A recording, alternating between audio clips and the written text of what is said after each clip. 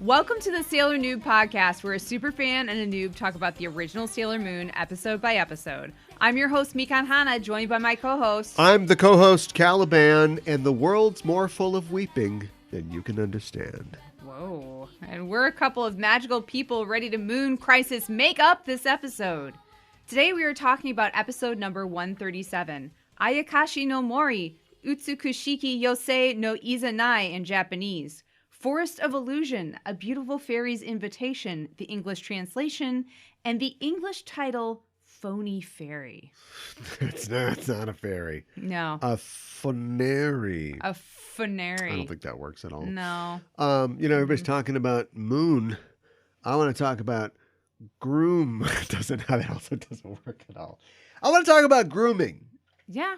I want to talk about, heavy stuff. Heavy stuff to start off the show. I want to talk about, stuff that's happening right now. And also one of the reasons that we get so upset about this show, which was made in a completely different cultural context, not to mention a different time. Mm-hmm. The Dark Ages, the 90s. Wow. And also literally on the other side of the earth. Yeah.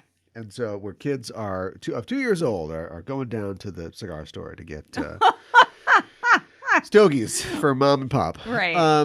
But just the idea of, grooming, not the fake grooming that conservatives accuse LGBTQ people of, but the real life grooming of adults taking advantage of minors. Yes. And hearing about the Rick and Morty guy, no huge surprise because so frustrated with that. Because, unfortunately the laws are still infirm. And also there are things that aren't illegal, but are really crappy to do. Right. And so, sometimes things fall through there. And so, he's getting off. I know he's got to tell everybody how wrong they were and how he's, the record will be set straight. Yeah. He's going to start golfing and looking for the real killers. We know. But it's just that's the kind of thing that we're talking about. And that's not what Sailor Moon intended. Right. But, geez, you guys, do you think that this is not Mr. Miyagi, is that racist? I can't tell. Just Mr. X, who wrote an episode, looks back now 30 years later and goes, oh boy, I can take that back. Wish I could take that back. That's a good question. Not great. Yeah, I mean, it isn't great. It's a little weird now. When we thought, let's put a device that allows our creature to spy on this little girl while she's undressing. It feels that way, doesn't it? It's anime, man. Mm-hmm. And now you're like, oh my God, I have daughters. Right? Who have daughters. Yes. Because it's been 30 years. Yes, I don't want them watching this episode that I directed because I'm embarrassed. Right. You're not allowed to watch Sailor Moon. Yeah. I thought it's for girls. It's for girls who came out of a time machine from 1995. Yeah, right. So that's what we get uptight about. Yeah, it's. And I don't. Look, I can't tell you that I'm going to stop complaining about that. I'm not making any promises. If the show stops, then I can stop. Mm-hmm. But in the meantime, I don't feel like I can just let these things keep going by. Well, it's weird. I'm weirded out because it's he's hiding in a little girl's dreams. It's clear that she's an innocent. She is 6 or 7 years old. It's not. It is just the way that it's written too. Yeah. He's telling her, don't tell anybody about me. Yes. He's giving her gifts. Yes. I mean, we don't have to go through the whole thing. I'm just saying. He's saying he wants to be her friend too. I just want to call it like I see it. That's all I'm saying. I know. So it's a depressing note to begin this episode on. We're going to wash it all away by making a lot of off-color jokes about it.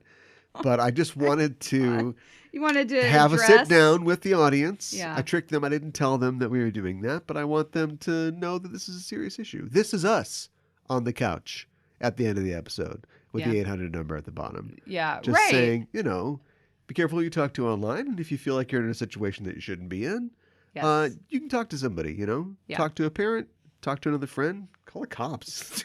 You know what I'm saying? Yes.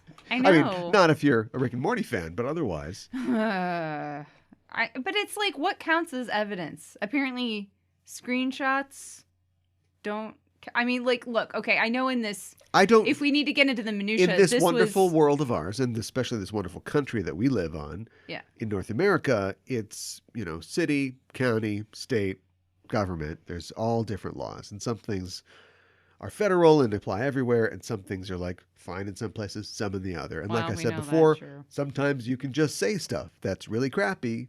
You can say racial epithets or whatever, and it's not illegal. Right. But you wouldn't want speech to be illegal. No. Because I'd be in jail. But also because that's not what we want to put people in jail for. No. Put them in jail for doing things. Right. And I guess I know, too, that, like, what he was specifically in court about was abusing an ex. Physical abuse. Yeah. Yeah. Yeah. But we're not here to go through his whole case, but... No, I know. Yeah, I know. But there's lots of evidence of grooming out there if you want to go look for it. Well, we're not his publicist or his anti-publicist. I want to be his anti-publicist. I'd be a really good one. But anyway, don't... When you write an anime in 1995, make sure you're not being spoken of in the same breath as the Rick and Morty guy. Yes. just a line. Or if you're writing one in 2023. Well, Cal, can you give us a breakdown of today's episode? Yeah, I would be delighted. We open in a bookstore where Chibiusa is browsing these books. She sees a book titled simply Fairy, which is in English. I don't know what the hiragana is for fairy, but it's also not an autobiography of Roxy Music lead singer Brian Ferry. No. Unfortunately, because then it would be called Slave to Love. Oh my gosh. You can't escape it.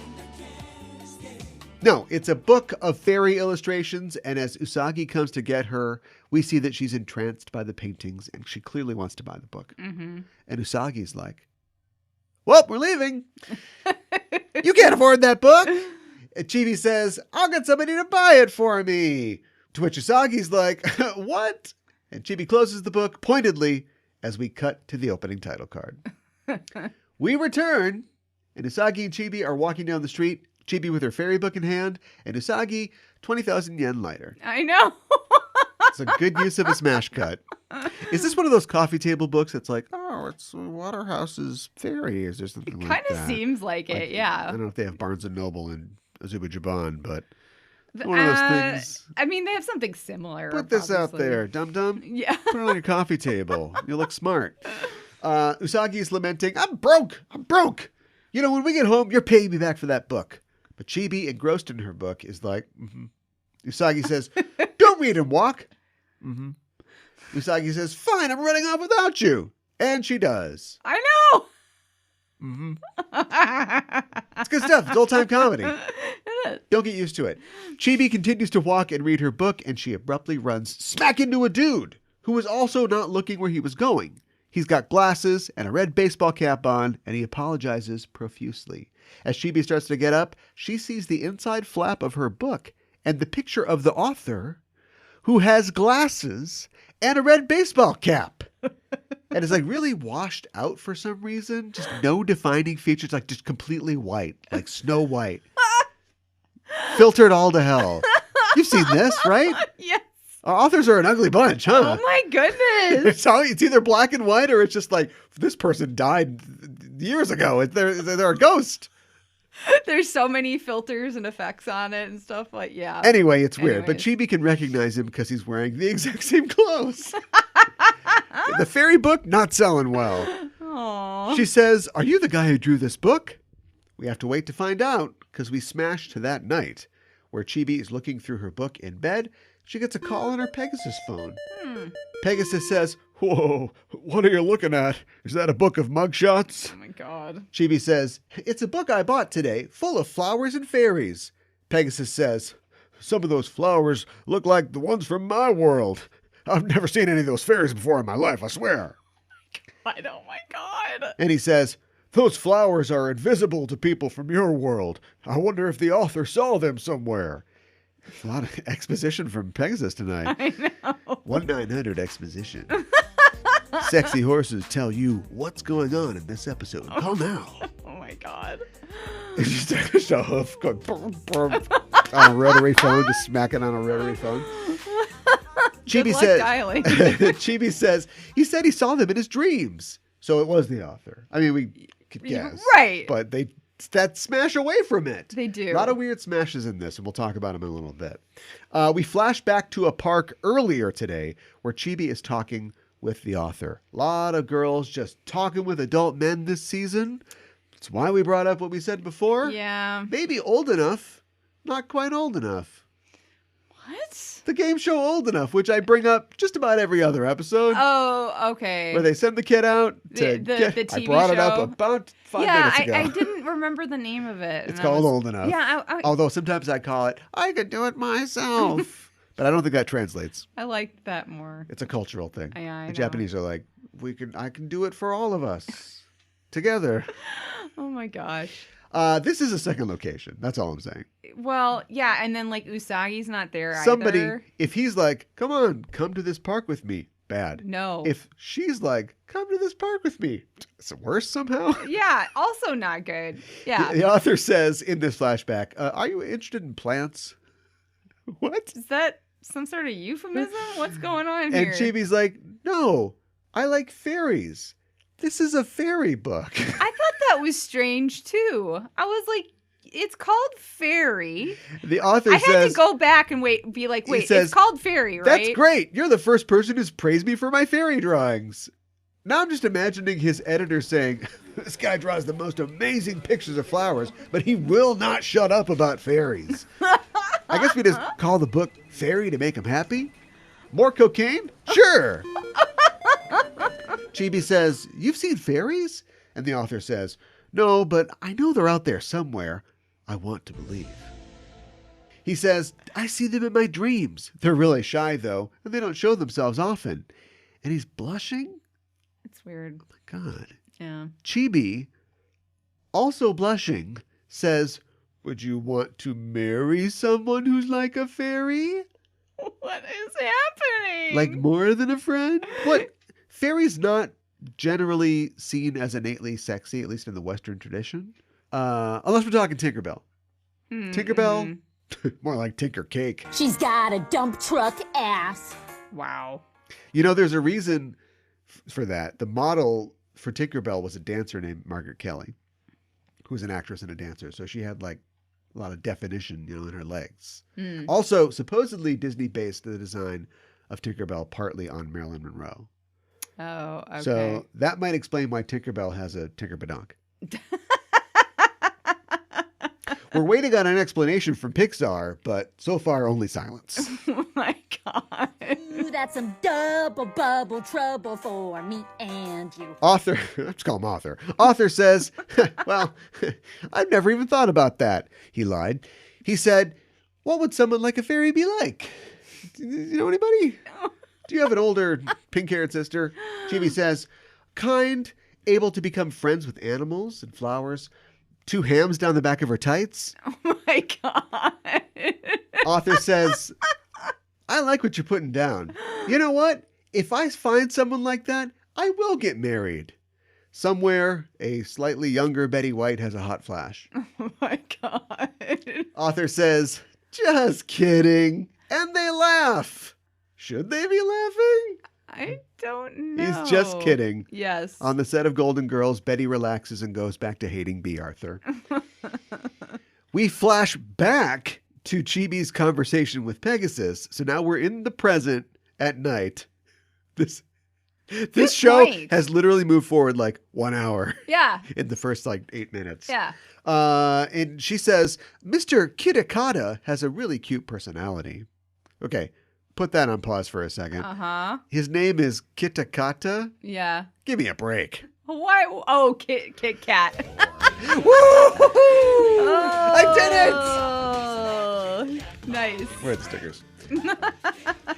Pegasus says, well, yeah, I guess he does. Say, did he tell you where he lives? What? Weird author gored in mystery slaying. Film at 11. Oh my God. No. Pegasus says, his dreams are probably full of beautiful flowers. Chibi's delicious flowers. Oh my God. We don't really understand anything about Pegasus at this point. No. Shouldn't we? I know. Chibi says, I wonder if I'll see him again and hear more fairy stories. And Pegasus says, yeah, say, let me come with you the next time you meet him. We'll go to the Pine Barrens. Oh my God. When groomers collide. Oh no. Aren't there like movies where like, this serial killer, he got in the way of the other serial killer. I feel like yes. It's like, who do we root for? Wasn't David I Tennant in know. a movie like that? Or no, somebody was going to rob him, but he's a serial the killer. movie? It was some direct-to-video thing, also a Oh. pandemic thing. Okay, I have no idea. Where they were going to rob him, and he's like, oh, no, you're in a serial killer's house now. Good luck with that. I think so. Yeah. That sounds very familiar. Or somebody's always trying to fight Hannibal. Yeah, don't do that. They're having a serial killer fight. Yeah.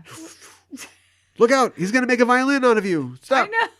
Well, yeah, and Hannibal, it was a whole bunch of serial killers. At the Neon Bar, thank God, the rattle of ice welcomes us to another drink sesh with the Amazon Trio. Or duo, as it turns out, as only Tiger's Eye and Hawk's Eye are there to peruse their collection of potential victim photos, but nobody stands out. Tiger's looking for somebody to ignite his passions, and Hawk wants an older woman who will let him get away with any selfish request.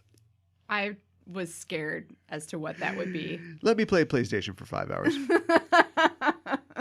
At a mall one morning in Glendale, Betty White looks up from strapping on her kids. Tiger is sickened by this, but Hawk says, first of all, young girls are broke. Wait a minute.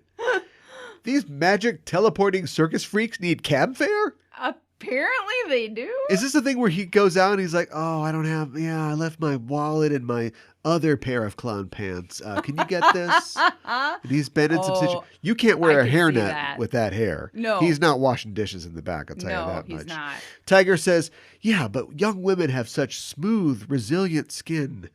They don't bruise easily. It's upsetting. Then they argue about which smell better. But I'm going to cut right to the entrance of Fisheye, who says, what's this all about? Hey, this pic is cute. And they pick up a photo with their green scaled hands. I never noticed that before. It's very noticeable in this episode. Yeah. I don't think it's been as noticeable before. It's a little disturbing. Fish but, yeah. says, can I have this one? And we see that the picture is Kitakana. Yeah. Football cream. Okay, it's football cream. It's football cream.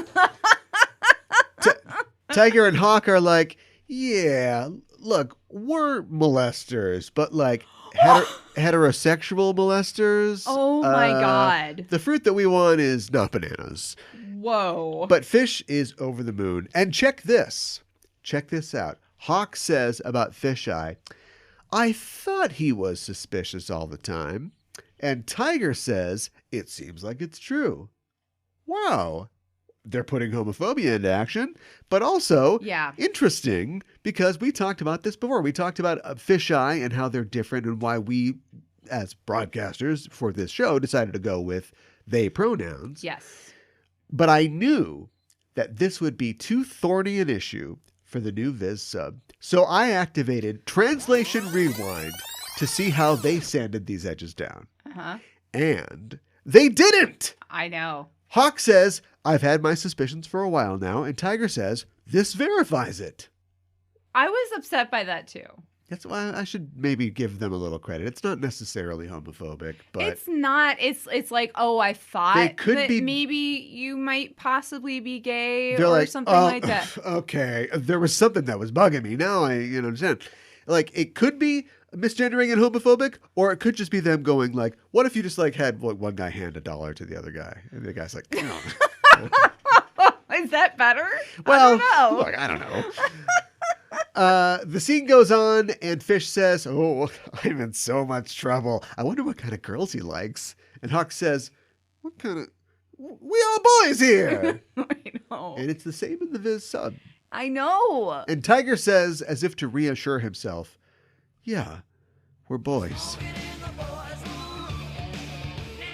In the woods, Kit Kat is sketching some flowers, and Chibi comes up with Diana. Keep an eye out for mistakes here, Diana. Oh my God. He says, you're the girl I met and had a 4-hour conversation with. Don't pretend like you don't recognize her. I know. Chibi said, I heard you came here often, so come here often? Yeah. What? Kitakata says, "You shouldn't come in a scary forest all by yourself. I've got to walk back alone." My God. That's the Oh punchline. my God. No. That's the punchline to a tasteless joke that somehow is still better constructed than this season. Chibi says, "I'm not alone. Diana's with me." And Diana's like, "Meow." And Kit Kat says, "Your parents are probably worried about you." You're just calling him Kit Kat now. Applesauce. Break me out a piece of that applesauce. I don't think. And man, he has no idea. Her parents are definitely worried about her, but in a different kind of way. He says, "You should run along home." But Chibi's like, "I just wanted to see you for a bit." Before this gets weirder, a flock of birds flies up, startling them, and through the trees they see what looks like a hazy apparition of a woman, dressed in a flowing gown. Kit Kat says, "Did you see that?" And he runs off after the vision, leaving Chibi alone in the woods. So he's like, "You should really be careful. Oh, gotta go." Diana says, "It looks like he ran after something." "Yes, thank you, Diana. Yes." And Chibi runs after him, running after something. In the dark woods, Kit Kat continues to run after what he thinks is a fairy. He emerges at the shores of a brightly lit lake. And I don't know if this is like the park that they're usually in or what, but he's surprised that there's a lake here. He's like, "What?" Which is weird. He's also surprised to see a woman in a green dress seemingly standing on the waters of the lake. Chibi emerges from the forest and sees Mr. Kitakata walk into the water to reach the mysterious woman, and she can see the woman too. As he gets closer, Kitakata sees that the woman has long, bluish-gray hair, and she appears as if within a shifting mirage. He says, "What are you?" And he stands transfixed. Later, you don't cut away from that. I know. Anyway, later, he and the woman are sitting against a log. You see? Yeah. That's a bang cut. Oh. They lock eyes. Let me describe a scene for you. It's a film. Two people, a man and a woman, lock eyes. She smiles. He's enraptured. Boom, cut away. Where do we go? They're smoking cigarettes in bed. I know. What happened in the cut? Banging. The bang cut. Oh my God. He's just staring at her. They're sitting. Presumably they haven't banged, but they're sitting up against this log. They're reclining. I know. He's got a Pocky in his mouth. God. Stop. The bang cut. He's staring at her, and she says, "Is there something on my face?" Okay, we're moving on. And he says, "No, they didn't bang." And he says, "No, I was just thinking, what could you be?"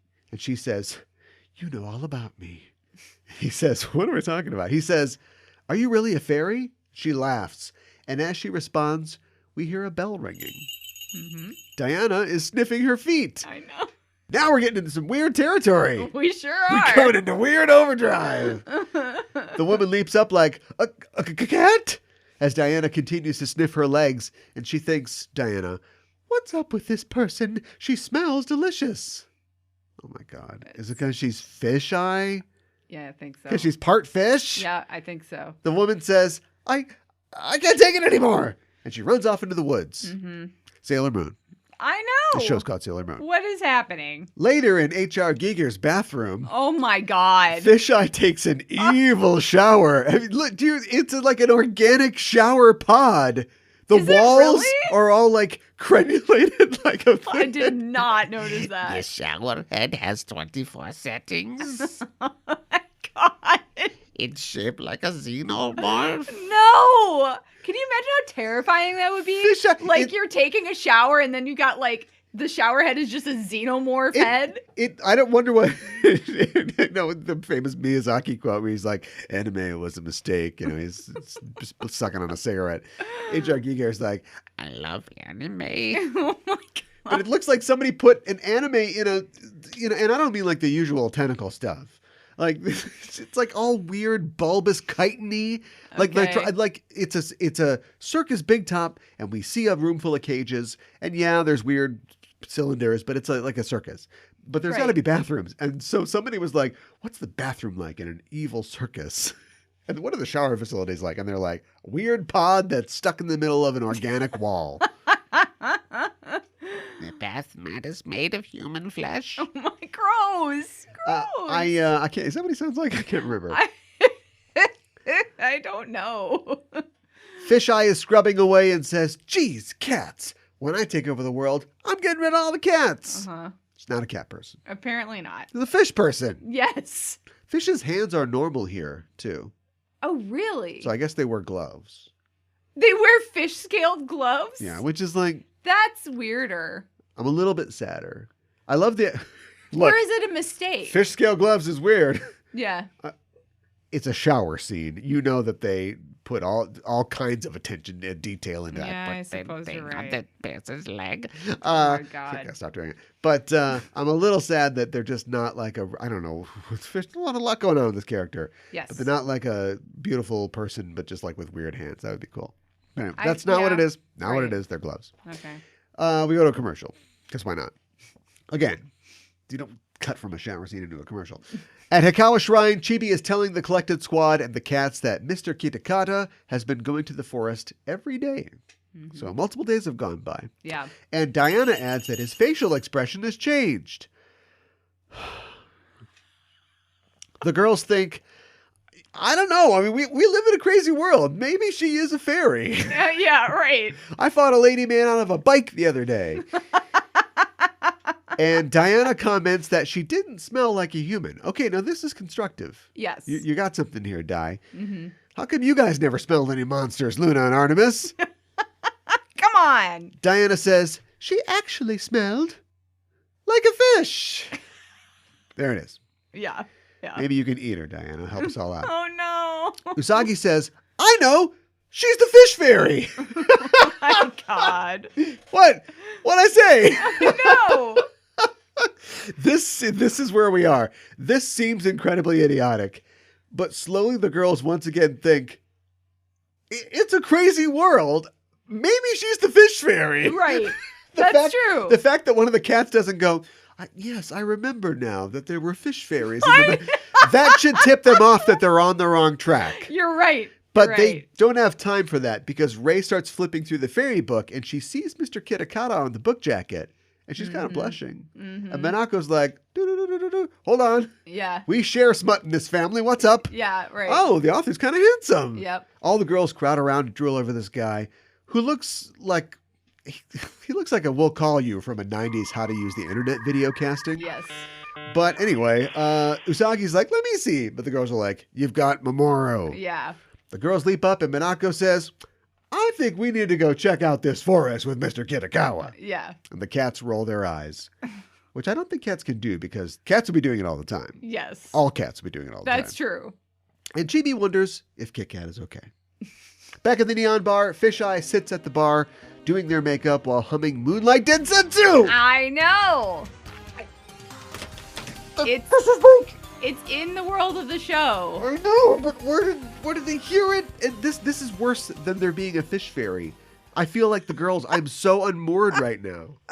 Like, and Fisheye's a villain too. How does the villain know the theme song of the show? I don't know. Tiger and Hawk just watch them in silence. Come on, guys, you know you have makeup on. You're wearing makeup right now. I know. And Fish is looking pretty good to him right now. Mm-hmm. That's how we win this. We just have them have an orgy in the bar, and then they'll feel really weird about each other later. And no more Amazon Trio. They break up. Okay. Like, all right. like Fleetwood Mac. Sure. Oh my God. But funny thing enough, they did some of their best music while all that was going on. Oh, really? Rumors. Oh, okay. Sure. But it was really true. Oh my God.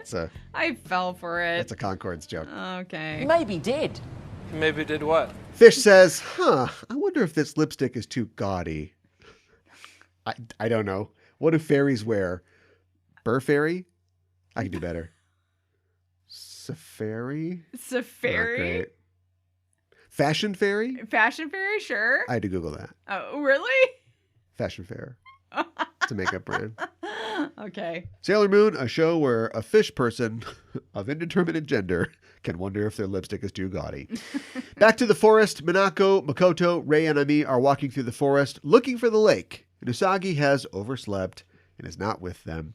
And Chibi apparently stayed behind to, I don't know, nurse her back to health or something. And they might be lost. Mm-hmm. At the lake, the fairy and Kit Kat are splashing around. And he thinks... We're laughing. Yeah, they're having fun. You know, it's like a montage. And he thinks can you read my mind? No, he thinks, could you really be a fairy?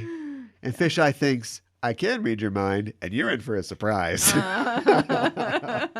He chases her around a tree and catches her, and he says, if you don't behave, you'll be sorry.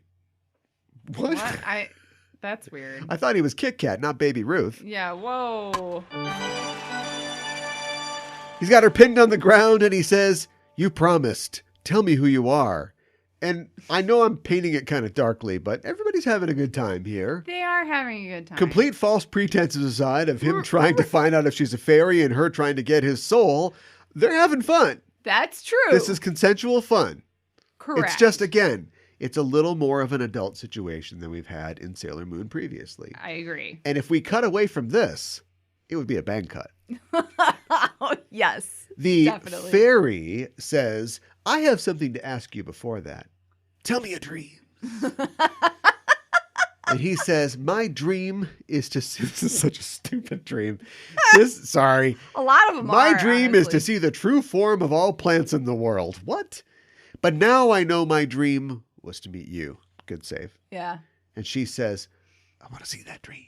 Mm-hmm. And he says, I'll show you. And I told my folks about you. I know. I didn't write that.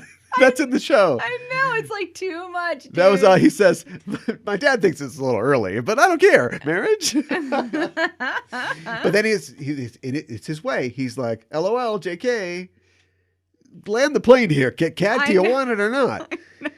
As he says this, he sees a broken flower under the fairy, and she gets up and says, oh no, my dress. I have to get it to the cleaners right away.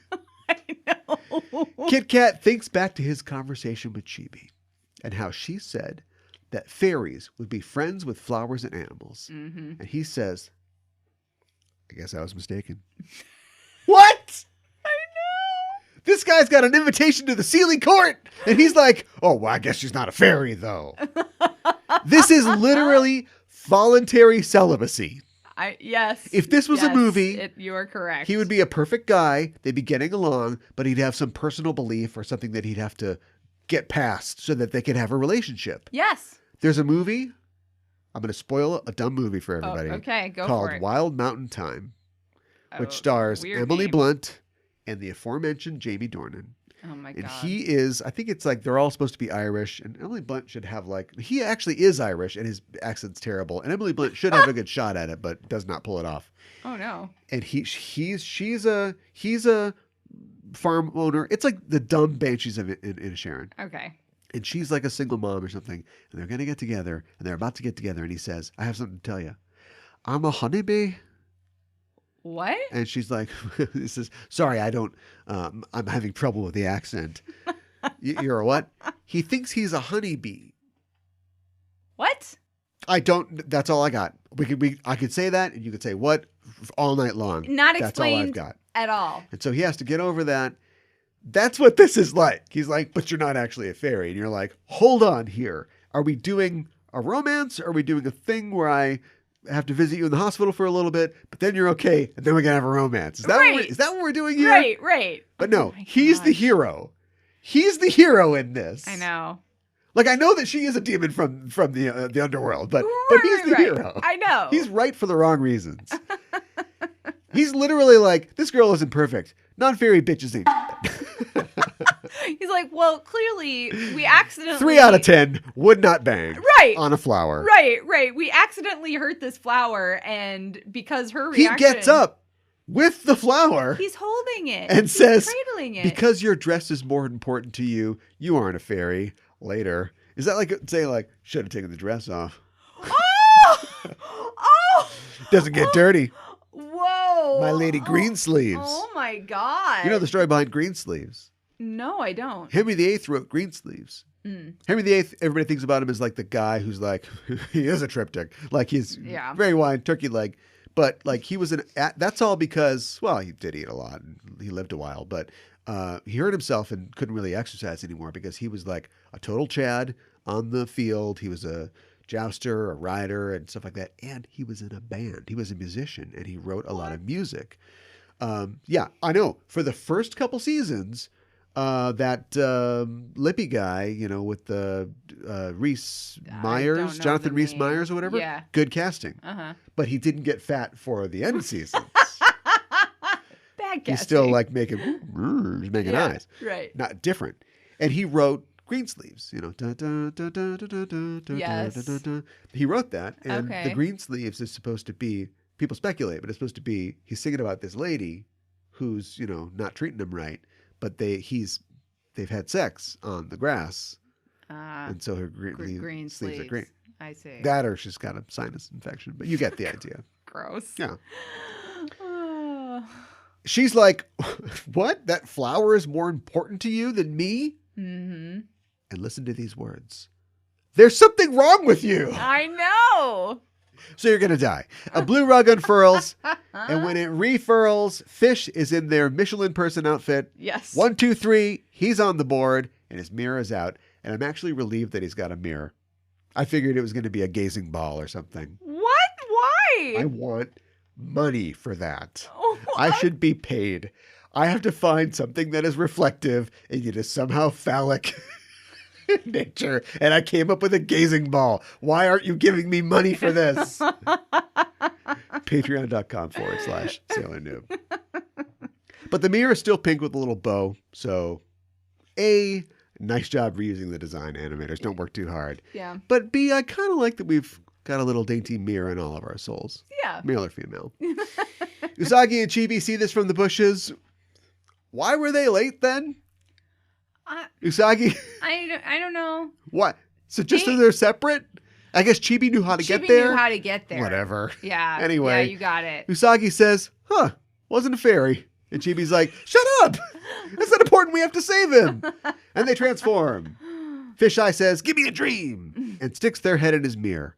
It's a beautiful dream, but no Pegasus. Mm-hmm. Is that a beautiful dream? The plant thing, I guess. Yeah, right? the plant thing, yeah. And Kit Kat has got to get broken. Fancy feast. But hold it right there! For love and justice, we don't have a speech decrying fantasy sexism this week. I know. Go taking it easy on the gender non-conforming person or something? I guess. Fish says, oh, you're those pumpkins that they were talking about. It's the same on the rewind.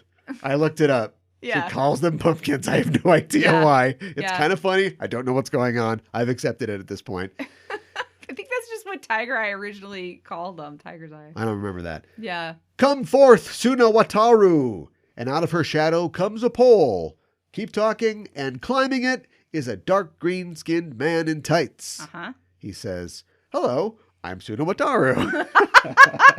That's my name. And Sailor Moon and Sailor Chibi say, I'm Sailor Moon, and I'm Sailor Chibi. Well, it's your line, bad guy. And the lemur tosses his pole, steady, to Sailor Moon, and from the ground a tightrope appears and like it was buried below the ground and whips Sailor Moon up skyward. It's cool. Usagi finds herself balancing precariously on this rope as Suna, it's like tuna, but it's like Suna. Yes. It's fake tuna, Suna. TM. Suna stands opposite her. They're tightrope fighting. So hot right now. Fish says, looks like you got this, and disappears through a ring of water. Suna says, you will experience a terror you've never felt. And she's like, lactose intolerance? No. No. She says, no. And he says, look, now I'm blindfolded. She's like, it's dangerous. This is like when you attack him. He's literally blindfolded himself. Now, Sailor Moon. He says, yes, very dangerous. Plus, I'm going to do some tricks. And he's like, whoa. He's balancing on the pole. He's making the rope swing back and forth. And Usagi says, you're putting me in danger. And Suna says, are you scared? I'm scared too. I get off on this. And bam, a rose hits him in the back of the head. I know. It's great. From a tree, Tuxedo Mask says, to involve girls in dangerous situations, you're unworthy of being called a man. I don't know who he's talking to. We're going to let it slide. Suna is leaning who is he talking to? He's talking to Suna. But he's not a man. He's a spirit, a lemur, a shadow. Yeah, well, you are a man like lemur. I don't know. They're men first, shadow second. Yes, you got it. We're just normal men. We're just innocent men. Suna is leaning precariously to one side and says, I'm going to fall. I won't lose this. Ah! And he and Sailor Moon both fall from the rope. He hits the ground directly, while Sailor Moon is gracefully caught by Tuxedo Mask.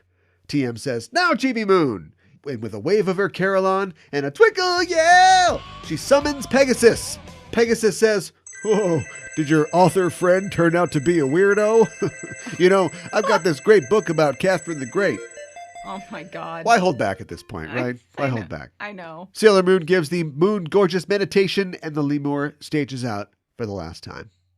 Mr. Kitakawa, they call me Mr. Kitakawa, awakes to see Chibi, Usagi, and Mamoru overlooking him. He asks where his fairy is. Give it up, dude!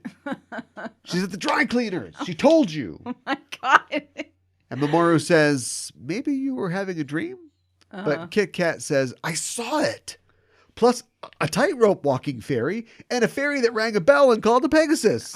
Who was looking at her funny? Oh my God. Uh-oh. Uh-oh. This guy knows a lot.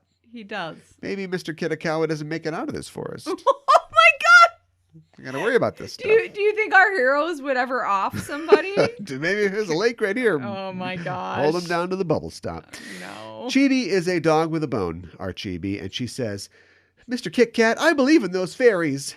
If you see them, introduce me to them. And he says, sure. And they laugh. Usagi thinks, wait, where are Ray and the others? And we cut to the girls in the forest, still lost. And Ami says, why don't we go home? I'm less horny than you guys are, and I think we should go home. The and voice of reason. The others say, we're not giving up after all this. Mr. Kitakawa, your fairies are right here. It's weird. It's weird, but I thought it was. He's not that hot. No, he's not. I thought it was funny that they said that. I think we were due for this. Yeah. But him? I know. He's not that hot. He's not. And I don't mean to be like appearancist. Superficial? That's a word. I don't mean to be superficial. Mm-hmm. But, you know, our girls are girls. Mm-hmm. They are girls. And they have been shown to be susceptible to the kind of things that, to celebrity, to, cool hair. All sorts of things. Yeah, yeah. Do you know what I mean? Yes. But to this guy? And just to be fair, it's like, this guy dresses like I do. So I'm being honest here. Like, this guy. I know. I love that they actually pulled off the dream thing, but they didn't even know they were doing it. We always ask, what do these people think happened? Yes. And they never hardly even bother to try and cover it up. This guy just offers them, he's like, what? I saw some fairies and I saw a horse flying through the air. And Mamoru just barely is like, oh, this is probably a dream. And then that's it. And then, but Chibi, I love how Chibi's like, she will murder a monster and its blood will be on her face and she'll go back to her Legos. Do you know what I mean? Like she has got the Usagi, her whole arc up to this point, God knows where she is now, has been, how do I balance the halves of my life where I'm a 14-year-old and I'm a superhero that needs to save the world? Yeah. And Chibi's done. That's a class that she took in her learning bed when she was, 2 years old in the future. Right. Because she will just murder a monster and then immediately going back to Duplo and just like, I'm fine. So they go through this whole thing. She watches her mother / sister / cousin nearly die with a tightrope guy and then murder a man in a elf hat. Yes. And then she's like, but the fairies, fairies are pretty great because they're just right back into it. And I love that, it's not single-minded because she's double-minded. She can do two things at once. Get you a child that can do both. We're going to cut that part out. Okay. We're going to cut what I said out.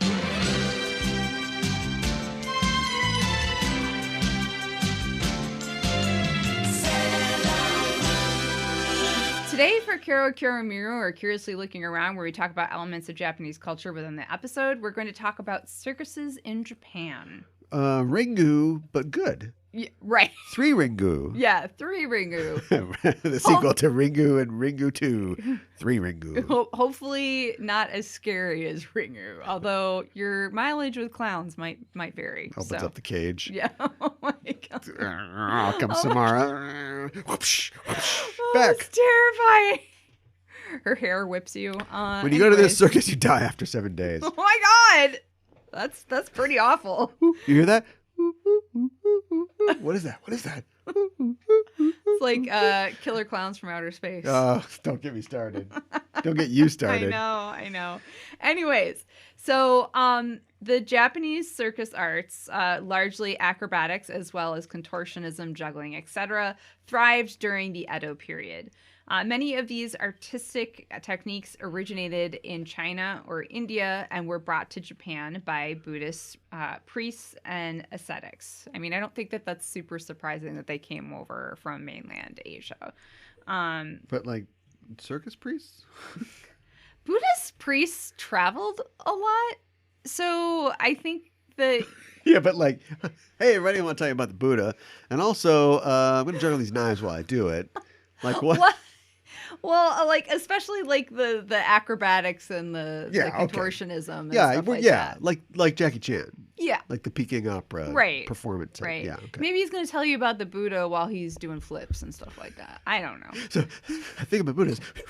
He's really enlightened, and he's sat under a tree. I need to sit down for a minute. Hold on. Take over for me. Yeah. Hayatake Korakichi led an acrobatic troupe that specialized in a technique known as kyukuzashi, where Torakichi would place bamboo poles on his shoulders and other performers would balance on top of them, and they would juggle or do quick jumps from one bamboo pole to another, that sort of thing. And people go, wow. Yeah. And then they'd throw, Sue or in the... Not Sue. This is in France. What? A Ryu into a bucket. Right. But it was really, really popular. Monsieur, may I have a sou? What's a sou? It's like a penny, a French penny. Oh, okay. All right. Pre-Euro. I was like, you said throw a sou, and I was like picturing a lady whose name was Sue. I was like, very confused. Boy, well, there are boys. Are there boys named Rio? So there could be a Rio. boy.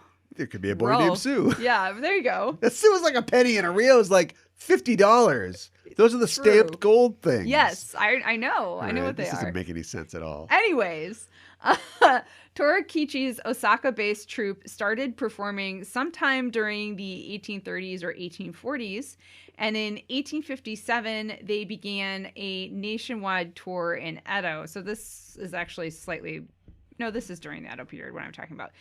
The precision at which they performed the Kyokuzashi garnered them many fans. Torakichi's Kyokuzashi was so popular that it captured the interest of ukiyo-e artist Utagawa Yoshiharu, who created several pieces of the performer doing various pole acrobatic tricks. And I'm sure some of them were like, oh, this actually happened. And others were just like, this is just fun. That's a metaphor. This looks cool. Yeah. So, but they're really cool looking. During the Edo period, Japan had many circus-like troupes, but they were all very specialized, if that makes sense. And none of them had the variety of acts that Western circuses of the mid-1800s had. Okay. So it was like, we are an acrobatic troupe, or we are a juggling troupe, or apparently being really good at spinning a lot of tops. There was like troupes that were good at that. Okay. All right. Yeah. Hey, they don't got TV. No. So, yeah. In 1864, an American circus was given permission to perform in Yokohama that was led by Richard Risley Carlisle, who frequently performed as Professor Risley, which is how I will continue to refer to him. Professor Risley was an American gymnast and acrobat. He is known for developing a circus act of juggling with the feet, known as the Risley Act. Creative name. So, read this guy, the Risley. Professor Risley was recognized as the first Western professional acrobat in Japan. Risley's circus was on the small side. The troupe consisted of 10 artists and 8 horses, but Japan was taken by the Western-style circus. Okay. As a serial entrepreneur, Professor Risley, he stayed in Japan for a while, and he saw an opportunity to develop a dairy business in the recently opened port of Yokohama. After importing a small herd of cows from San Francisco and ice from Harbin, China, he sold milk and gained renown as the first seller of ice cream in Japan. Not only is he Mr. Circus, but he's also Mr. Ice Cream. Whoa, well, slow down. Yeah. You got to leave some misters for the rest of us. I know. This guy was he just was like, I'm bored. What's next? You know what this place needs? Some dairy cows. You can't flip all day. I know. I put the ice stuff together and I flip around and then it makes the ice cream. Yeah, exactly. Instead of doing the pounding of, well, that's butter. Wait, how do you make ice cream? You churn ice you churn cream. It. Yeah, you're right. Yeah. So yes, exactly. I'm doing tumbling, flipping rolls. Exactly. Delicious ice cream.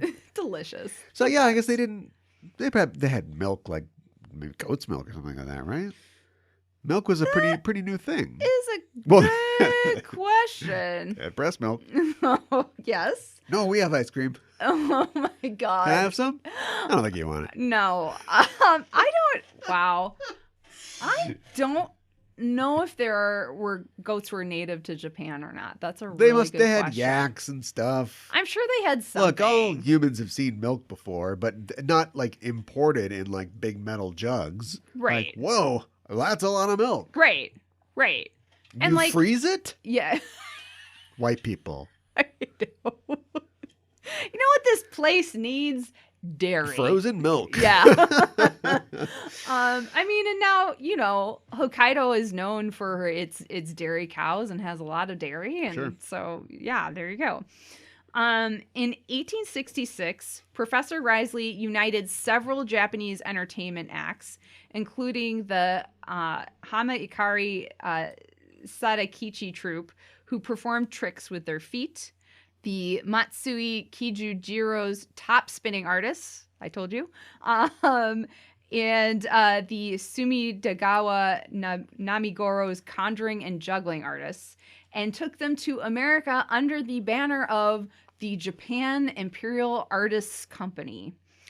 The troupe had their East Coast debut in Philadelphia and performed there for a month in 1867, and had additional performances in San Francisco and New York. The circus was very successful and the first of many Japanese circus acts to tour outside of Japan. They then traveled to Western Europe, where they toured extensively for the next 2 years, performing in Great Britain, France, the Netherlands, Portugal, Spain, etc. And supposedly, members of the Japan Imperial Artists Company were the first group of Japanese citizens to receive official government permission to travel overseas after Japan reopened its borders. Huh.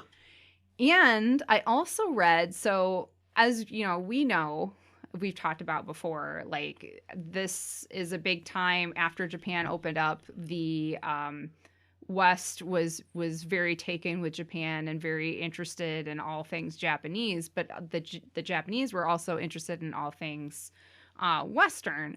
But the Japanese circus troops touring all over the world also helped create more interest and curiosity about Japan. This guy wasn't just Mr. Circus and Mr. Ice Cream, although, the treats were probably good at the performances. He was like the Vince McMahon of this whole thing, because he's like, I'm going to unite all the territories and all the things under my own thing. You're right. Yeah, and then we're going to go tour and, and be the most exciting thing in juggling entertainment. That's right. Matsui screwed Matsui. Yeah, it's like, they're carnies. Yeah. No, that's what they are. Yeah. Absolutely. Seeing the success that the Japan Imperial Artist Company was having abroad, several Japanese-led troops like Kanawari of Fukumatsu's troupe and Torikata Kosunakichi's company chose to tour overseas as well. The touring of all of these Japanese troops abroad led to some romantic drama. In the late 1860s, it was revealed that the popular young male lead performer of the Kanawari troupe had a secret romance with a lady shamisen player from the Japan Imperial Company. The Kanawari troupe sent a letter to the public apologizing for the secret romance. What? Why? Why was this so scandalous for the mid-1800s? Well, several months later in London, the couple welcomed a baby girl. Ding dong. Yeah, I don't know if they were married, so whoa. The baby was said to be the first Japanese baby To be able to do backflips while playing the guitar. Sorry, go ahead. No, I like that. It was said to be the first Japanese baby born abroad since Japan had closed its borders. So... that's entirely possible. Right. It's definitely the first one that was recorded. Right. I mean, you'd think the second that there had to be, I don't know, some Disney princess, and they can make this movie if they want. I'll give it to them for free. But the second they shot that starter pistol in the air and was like, all right, whatever, you can go, whatever, do it. Somebody had to hop a boat. There had to be people who were just like, I got to get out of here. Like, I want to go somewhere else. And then, you meet somebody. But yeah, okay. That's like, yeah, that makes sense. Yeah. Like you said, recorded, and as far as we know. So, yeah. What happened to them? I don't know. Oh, okay. That's where they didn't do anything That's cool. where the story ends. The children of famous people are worthless, aren't they? But it's interesting though, because that was I was like, should I include this? I don't know if I should. Is this interesting? And then but it was it showed up in multiple of my sources, and it was just wow, this romance. It's okay. Were these original sources written by gossip columnists from the Victorian era? I mean, a lot of Mr. X dash was seen with Miss Y dash. Well, I mean, it's not necessarily this is dry historical. Because he would be Zhao or something. Oh. And she would be. They always have Mr. M. Yes. Was seen at the salon. Yeah. But I was trying to pick two letters that would be a Chinese or a Japanese person. Okay. No, I get I know exactly what you're saying now. Yeah. Well, that makes sense. You miss 100% of the jokes that you don't try to tell. You are absolutely correct. So there were other, I don't know if you call them other Mr. Circuses or how many Mr. Circuses are there? Well, there were other circuses that came from the West that were influential on Japan. Okay, look, if the Barnum and Bailey people rolled in after Mr. Circus was done, whatever, that's fine. Right. We don't have to hear about them. Well, it's not Barnum and Bailey.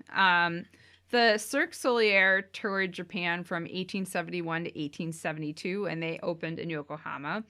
Louis Solier's French equestrian troupe was the first equestrian show to perform in Meiji period Japan. The troupe took part in the Kyoto World Exposition, which was a world fair that happened in 1872 in Japan. In Kyoto, obviously. And the human performers had such skill and speed with the horses that they completed various tricks passing through rings of fire, on horseback. And the troupe was well known for their daring equestrian stunts and aerial acrobatics.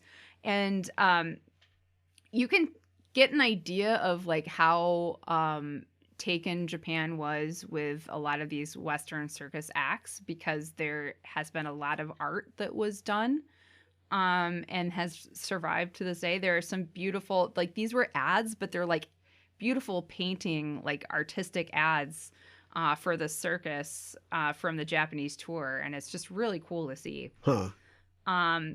The tour horses. What? Well, it's a long boat ride for a horse. I know, But if right? But if there are already horses who are willing to go through rings of fire. These horses are like, you hold a cigarette between your hooves. Like, No! yeah, I've been to 6 continents now. Yeah, the oats in Japan, they're pretty good. A little soy in them. Tapped ash out on them. Not in the hay, not in the hay.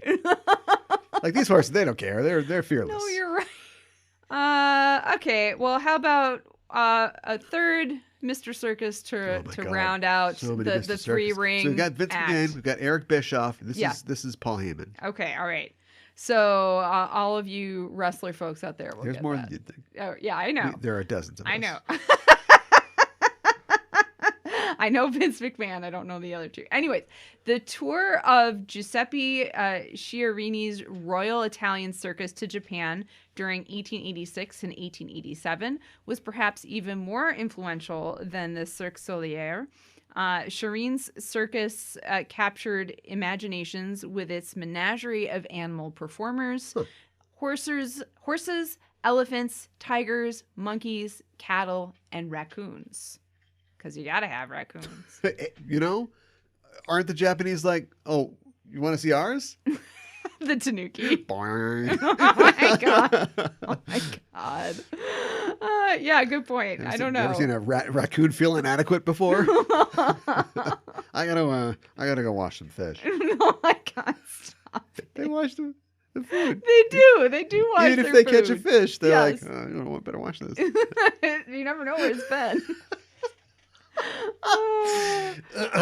Chiarini's promoted itself as, quote, the most colossal combination troupe in the world, containing 25-star performers and 30 highly trained horses and ponies. Huh. So, even more horses. Yeah. Wow. Chiarini's circus performed in Tokyo for Emperor Meiji. Apparently, it was the first time that the emperor had seen a circus, but he was so thoroughly impressed. The emperor was so entertained by this performance that he gave Chiarini $5,000 in gold. Whoa. And this is Meiji era we're talking That's about. Meiji money. That's Meiji money. That's a lot. What, you just like, hey, nice horse. You're a millionaire. I think he was just like completely in awe and like, wow, what a great showman. I am so entertained. They did do stuff like that though. Yeah. Like when the white guy crashed the navigator, they're like, yeah, pretty great. Oh, this guy's pink. Well, you're a samurai now. Right? Sometimes they would just go like, I don't know. Here's a castle. I guess. the Oprah-ing of the Meiji era. Oh my god. Oh my god. Well, I mean, part of it too, right? Like you were saying, is we're really excited to have Westerners there, and we've got a lot of stuff. Apparently, we're not gonna run out of stuff anytime soon. Yeah, and we're just super excited, and we're very entertained, and we want people to keep coming back. Hey, I gave you 5,000. Maybe the next guy will get even more. I don't know. I don't know what probably not. I just think it's kind of neat that they happened. probably got $10 to do the whole show with all the you're right. horses and stuff. And then You're he's right. like, this guy though, that I have never seen a horse dance better than that. Well, that is a really, really Back good up point. the truck. That is a really, really good point because it's his. It was his circus, but in everything that I read, it said that the emperor gave the money to him. I don't know if that was dispersed at all through the other performers or if he just pocketed it all. It trickled down. Yeah. Till you beat the dead horse. Oh boy. Okay. Chiarini's was so popular that it inspired Kawatake Mokuami's kabuki play, entitled Nari Hibiku Chiarani no Kyokuba.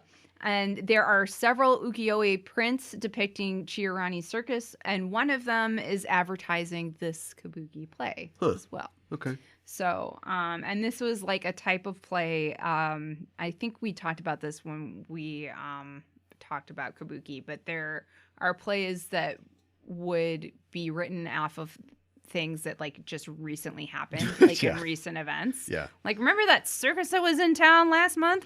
Here's a play. The barbecue festival. Yes. We're never gonna forget. Exactly. Itadakimasu with Usagi. What did Usagi eat in this episode? When Diana smells Fisheye's feet, she wonders why their feet smell kind of delicious, which is really creepy, Diana. I have my questions, but I will accept weird, extra-dimensional person who has chosen fish as a name who's part fish. Yeah, I think that's... Do they have gills? I don't think so. Just the fish Have we talked hands about their that are third gloved. eyes yet? What? This is so modern TV storytelling. Don't sandbag me. Tell me all about the bad guys right now. It's fascinating. I want to know about them. It's going to enrich my enjoyment of them. But you hold this stuff back until the end for no good reason. Do you know what I'm saying? Like, let's get this information out here. Okay. All right. I want that. All right. Beryl, she's got a cocktail party. It's full of monsters, and she's going to send them out. Now we keep, there's a little fig leaf. Oh, apparently we're all from the past and we're reincarnated or whatever. Okay, fine. But that just deepens it. It doesn't change anything. Right. Don't hold anything back. These guys just show up. They're an evil circus. And they hang out in a bar. Right. I like it. Yeah. But I want to know more. I know. But instead, they're just molesting ladies, and we never learn anything about them. And this one's a fish for some reason who does not conform to gender. I am teased. I know. I am appetized. Right. Give me the meal. Yeah. I have the cocktail. Give me the meal. Itanaki me. Oh my God. Wait, am I eating or being eaten? Yeah, I don't know. And then, of course, Usagi comes to the logical conclusion that the woman from the lake must be a fish fairy. Yeah. So, of course. Makes total sense. Fish fairy. Yeah. Everybody knows that. Right. That's page 57 in that book. Yes. Feel engaged where you rate a baddie 1 to 5 dark stars, 5 being the most wicked. The lemur in this episode is named Sunawataro, the tightrope walker. Yeah. His name is a play on the Japanese word for tightrope walking, which is, yeah, I know, which is Sunawatari. But the last part of the term is in his name is modified to the verb wataru, which means to cross, from its stem form watari to its volitional form wataro, which means let's cross. So basically, it's like it's an imperative. Yeah. Or saying like we'll do this. Yeah. Right. Okay. I just think they just thought cross cool. a rope. Yes. Or like cross a street. Yeah. Okay. Yeah. So that's part of his like he needs her to. She's part of the act now. He's not just gonna do. He's not shooting himself in a cannon. He's gonna like, cross. We're doing this. Yes. And don't you like? It's dangerous. Help! I'm scared. Me too. Okay. No, I reverted you. That's perfect. Yeah. God, it's such a versatile language. It is. Yeah, I'm just trying to think of like. How do you make a name that means that in English? You can't. I don't know that you can. It's and it's so Mr. easy. Diewithme. Yeah, right. So this is, of course, the first lemur for Fisheye that we've seen. And for all of their lemurs, Fisheye uses the honorific of kun, which is a little less formal than san, which is what Hawkeye uses, and is also typically used for men. So, and the lemur design, he has green skin, pointy ears, short lime green hair, and eyebrows, which was kind of interesting seeing the lime green with the darkish teal green. Blue eyes, pink lips, and he's wearing essentially a black Speedo with a red waistline and red suspenders over white tights that have pointed toes with a red ball on the end. And he's also wearing white wrist warmers and a black knit hat with a red spade on it and a red ball at the end of it. So, yeah. And It's then not like any circus costume that I can think of. No. I mean, maybe you'd have like a big cummerbund thing or something like that. But Wait, what? don't. That's circus formal. The ringmaster, I don't know, but yes, circus formal.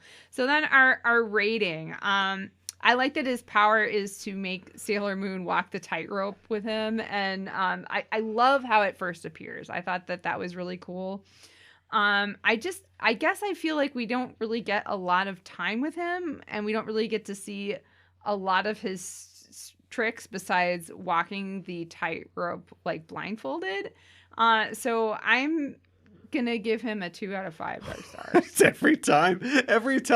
It's just like it's like in Top Gun when they're trying to lock on to the MiG in front of them, and their jet's moving, the MiG is moving, and the circle's going.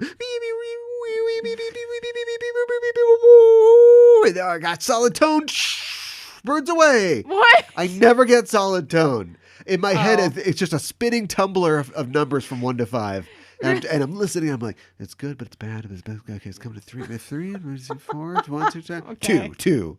All right. 4. Okay. And I shouldn't. I'm in trouble now. Oh my gosh. I really shouldn't, because I think by criteria that I usually go by, he didn't do a lot of stuff. Right. But God dang it, he's got personality. You know what I mean? And I love a buffoon. This guy has no idea what he's doing. I love it. Yeah. And do they come out of the lemur factory broken or something? Why is he completely unable to do? It's like Gigi. Gigi's just too insane. Yeah. To get things done. Yeah. Or I don't remember the one that was really crazy. He's like, I need to summon a lemur so badass that it won't listen to me and it'll run all over town. Oh yeah, no, I remember that. This is like that. It's like he's very special skill that is completely worthless for killing girls in tutus. Yeah. But you know what? He went the whole way and he played out his act and he did it. He's there to perform.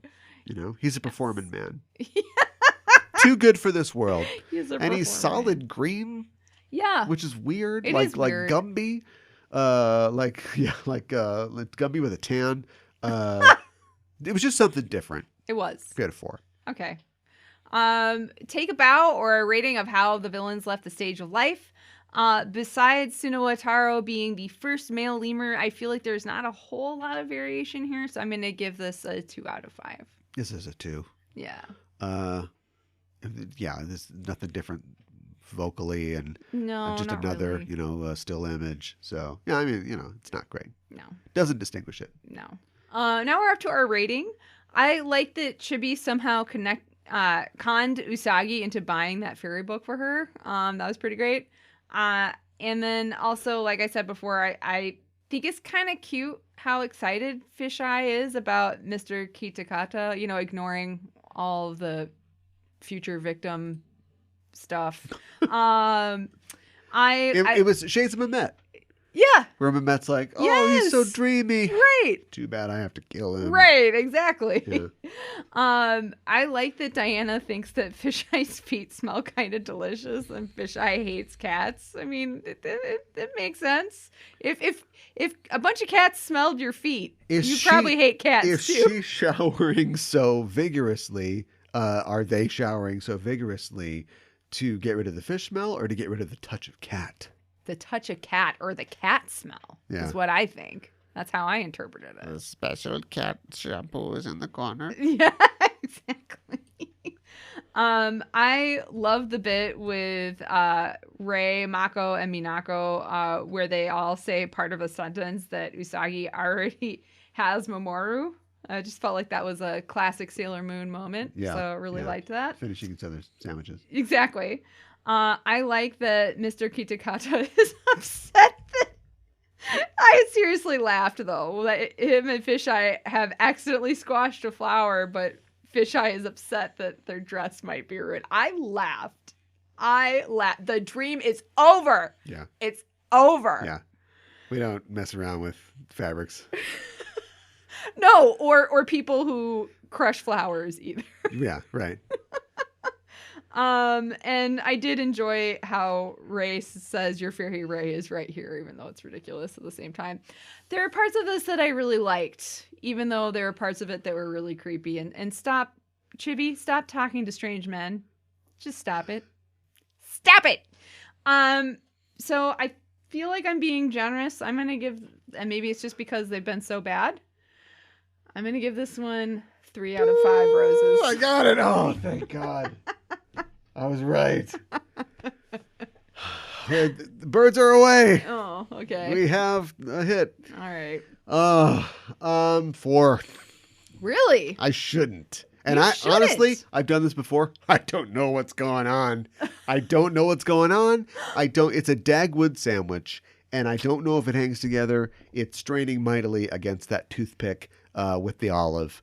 How long is this toothpick when he makes these sandwiches? I don't know. It's not Good very long. question. The sandwich is 3 feet tall. There's one toothpick in the top. Yeah. Does that constitute a joke?